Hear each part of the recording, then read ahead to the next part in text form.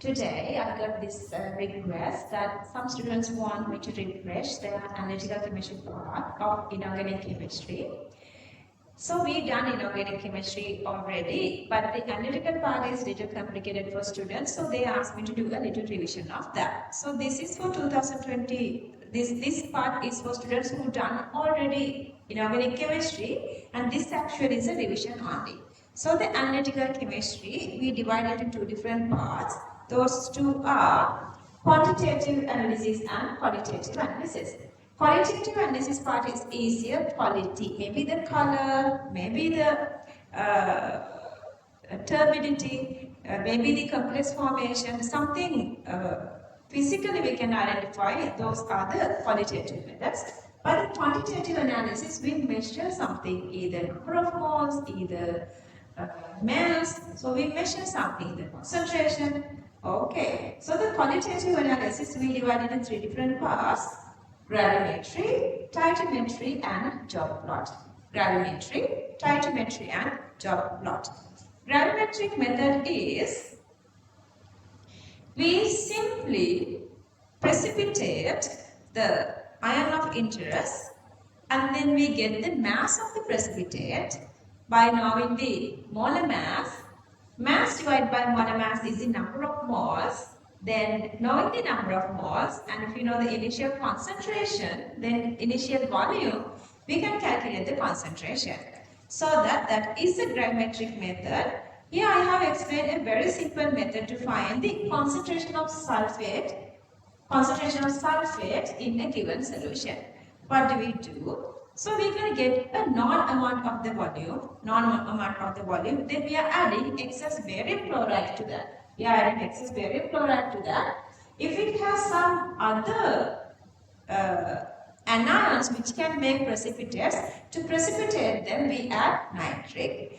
Then we make sure that we are adding excess barium chloride, then all the sulfates are precipitated as barium sulfate. Once we get the barium sulfate precipitate, we can measure its mass and know the molar mass of the barium sulfate. Mass divided by molar mass is the number of moles, so we can calculate the number of moles of barium sulfate. And then knowing the volume, dividing the number of moles by the volume, we can find the concentration. That is very simplest way of explanation of gravimetric method. But then the next part is the titometric method or the titration. We can divide titration into three different portions, parts: volumetry, potentiometry, and conductimetry. Potentiometry and conductimetry we are using when we are unable to go through volumetric methods. Potentiometry, analyzing a chemical by measuring electrical potential. Conductimetry, analyzing a chemical reaction by measuring electrolytic conductivity of a reaction mixture continuously during the reaction. These two we are using usually when we don't have indicators.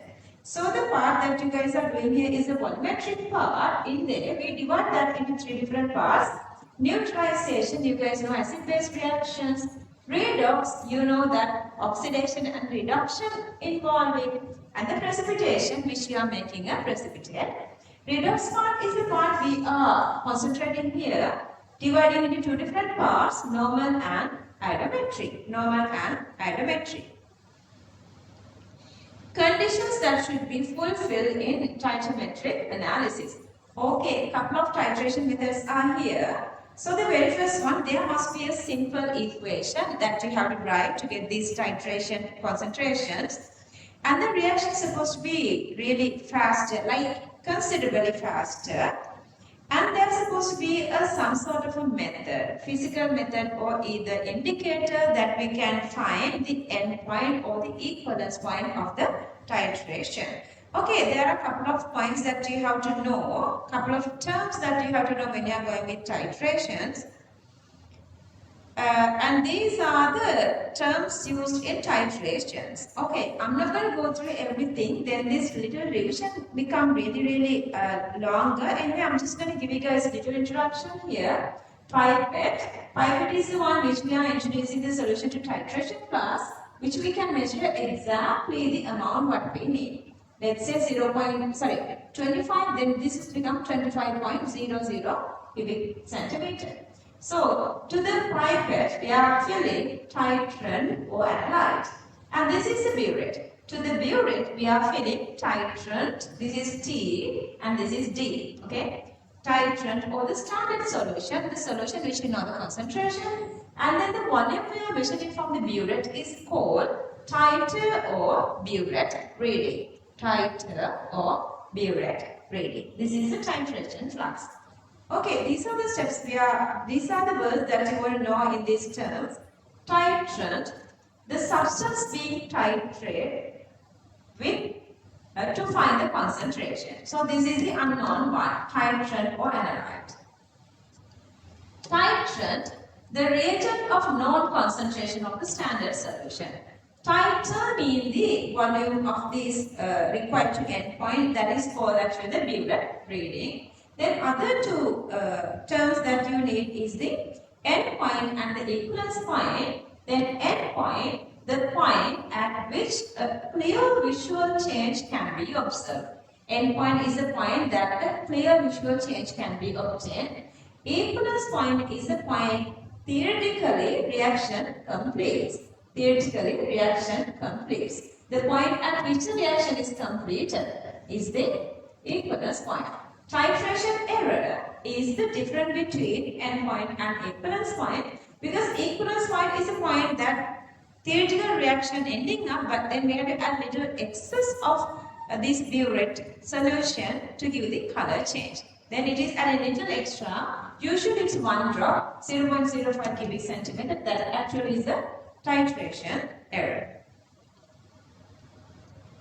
Okay, then we went with the standard solution. So standard solution we divide into two different parts, primary solution and secondary solutions. Primary solutions are solutions that we use to find the concentration of this unknown. There are a couple of properties. Concentration is supposed to be constant, concentration is supposed to be not changing, and molar mass is supposed to be greater, they are supposed to be in pure form. There are such qualities in primary. Let's say there is a compound, it is not reacting with primary compounds. Then we are going to go with the secondary standard solution, but secondary standard solutions are not that stable, or maybe they are not that pure. So what we can do is we are making the secondary solution. Right at the moment we do the titration, we are going to standardize, or we are going to find the concentration of this secondary solution. That part I am going to skip, because if I do everything here, this recording is going to be really long. I don't want to go for a long recording, because they were just expecting to go with this little revision part. And there are different characteristics of primary solutions, and these examples you have to memorize. For the exam, sometimes they are directly asking them, they are directly in what are these primary standard solutions for each of these compounds. So this you are supposed to memorize separately. And then the preparation of primary solution. So what you are doing is, let's say we need to prepare 250 cubic centimeter of 0.01 m sodium carbonate. Then we need to measure the mass, because sodium carbonate is a solid. How do you measure mass? For that we need to know how much moles in 250, because 1 cubic decimeter has 0.01. So what we are doing is, so number of moles equals CV. So you calculate the number of moles by multiplying CV together. Then you are getting the number of moles. If that number of moles multiply the molar mass of sodium carbonate, then you are getting the mass of sodium carbonate. So that mass of sodium carbonate in 250 is, you are getting the mass. Then that mass dissolved in 250 cubic centimeter of water gives the 0.01 250 cubic centimeter of solution. Okay, secondary solution. See, the condition is different. I'm just giving these examples for you guys to give the difference between primary and secondary. In secondary solution, 50 cubic centimeter, 500 cubic centimeter of 0.1 mHCl, but this time you cannot directly get the concentration, because they say assay of the purity is 36.5. If the purity is 36.5, then only out of 100, 36.5 is the pure part. Okay, so for that we did this kind of calculations in unit 3. They were given the density. From the density mean, mass of 1 cubic decimeter solution is 1.18 grams. Mass of 1 cubic centimeter is 1.18 grams. So if you multiply this by 1000, per cubic centimeter become per cubic decimeter. So that the per cubic decimeter value is multiply this gram value by 10 to the power 3, that is 1180. But out of that, only 36% is the HCl. Then 36% of that is the mass. If you divide that by the molar mass, you are getting the number of moles, which is in 1 cubic decimeter. Then you know the concentration. If you know the concentration, using dilution equation, C1V1 equals C2V2, whatever the volume we can find, then you can dilute up to whatever the volume they are expecting. Rough idea I am giving this, okay? You guys need to go through the note if you want the better idea. Okay, so basic steps that should be followed in titrations. Pipette, straight, and titration flask incline. First you're going to fill everything with this distilled water. Pipette with the solution supposed to be filled, washing.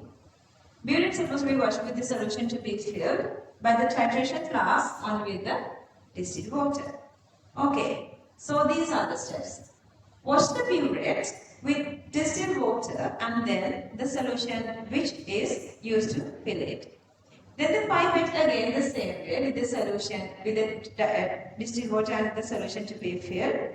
Titration flask only with the solution, and then measure whatever the amount required on the pipette and introduce it to the titration flask. And then you are adding few drops of indicator. Then you do the titration. Then you are getting one of the rough readings and then couple of normal healthy readings. Okay, so average of the readings you are getting the volume of burette, and if you can calculate, then using that you can calculate the concentration. I'm going to skip that little part. So then we are going to the redox titrations. There are 3 different redox titrations in our syllabus. Actually, this is the part I just want to concentrate with you guys better.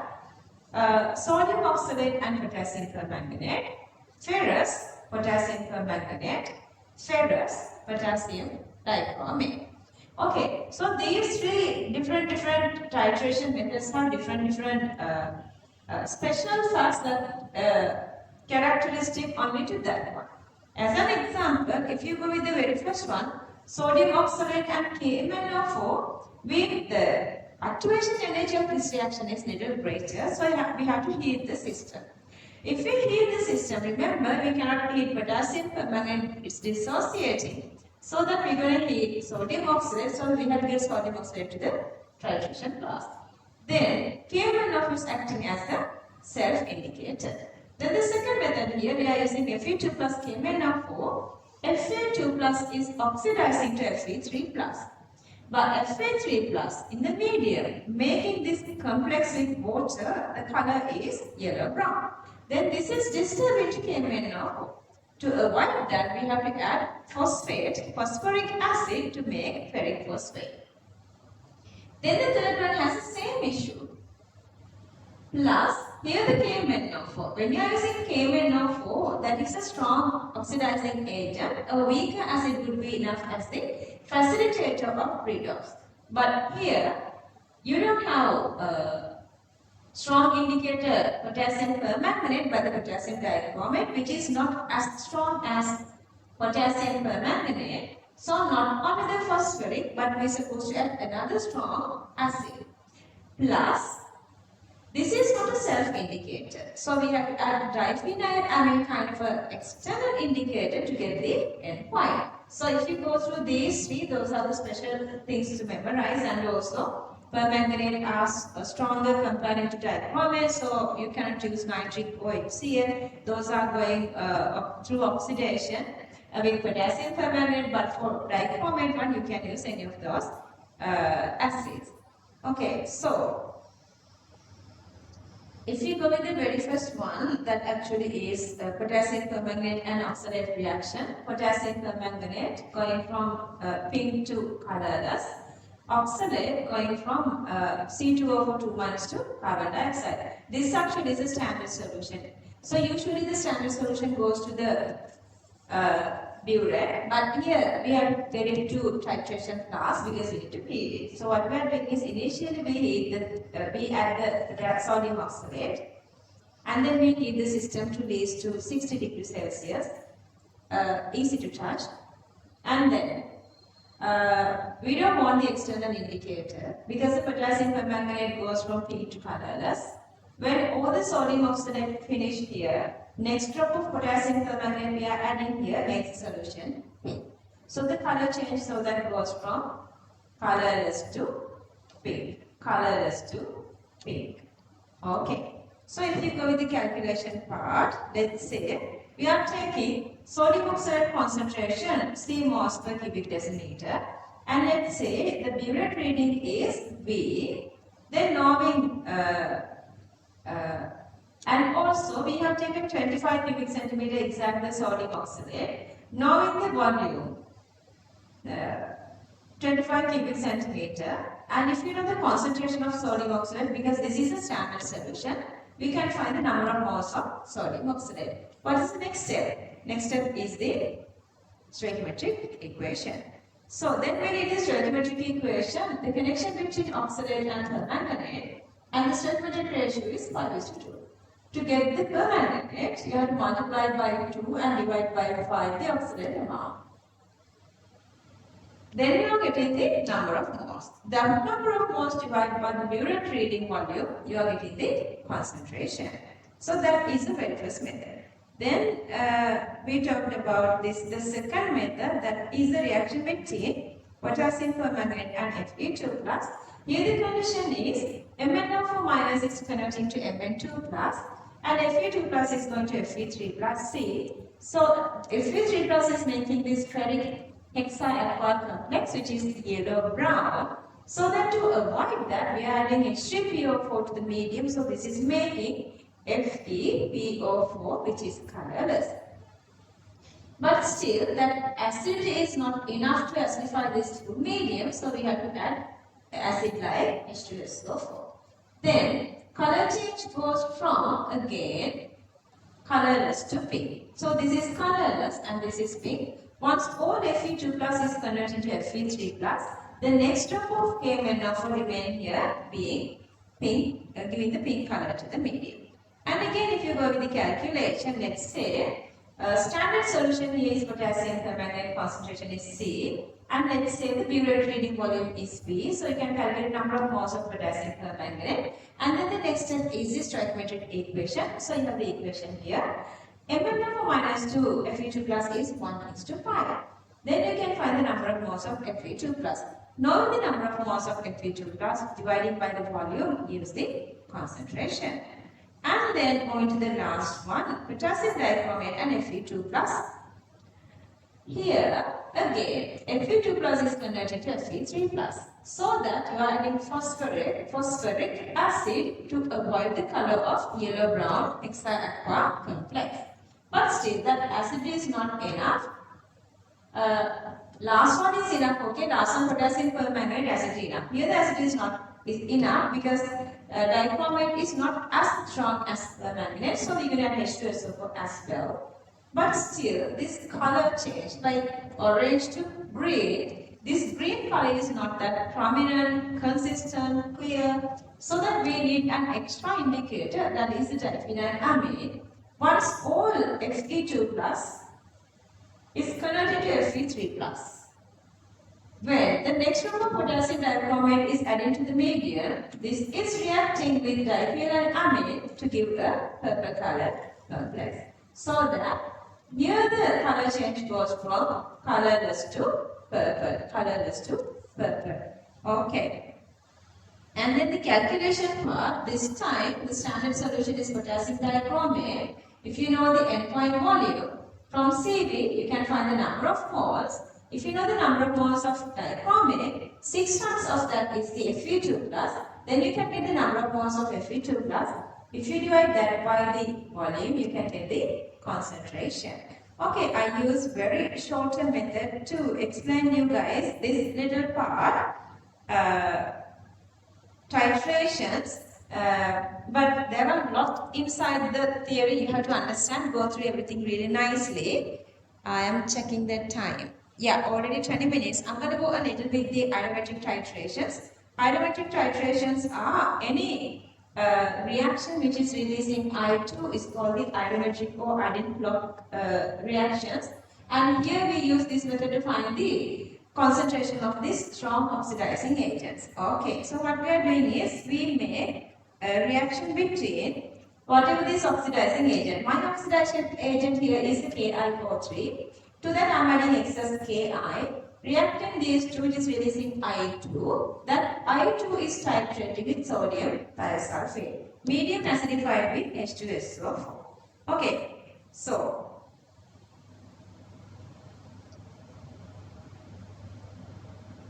sodium thiosulfate is the non-standard solution. Knowing its concentration and volume, we can find the number of moles of sodium thiosulfate. And then the reaction between sodium thiosulfate and I2, stoichiometric ratio is 1:2. So the number of moles of I2 becomes sodium thiosulfate divided by 2. Knowing I2, see that I2 coming from this reaction, here IO3 minus O iodide is my oxidizing agent. So it oxidizes I minus to give I2. Knowing this I2, we can find IO3 minus. And then stoichiometric ratio is 3:1. Knowing I2 divided by 3, you are getting iodide. Knowing the volume, dividing by the volume, you can get the concentration. But still, something little is there to concentrate here. How about indicator? Here we use starch as the indicator, but see, initially when we are adding iodide and I minus together without acid, no facilitator, so the reaction is very weak. So the solution is still colorless. When we are adding any acid here, it is making I2. That I2 reacting with I minus Ki, iron induced dipole interactions. So the solution become reddish brown. To that, when you add thiosulfate, this has become pale yellow. Reddish brown solution become pale yellow. Thiosulfate is reacting with I2 here. Still you have little I2. When you are having little I2, then you are adding starch as the indicator. Indicator with iodine make this deep blue color complex.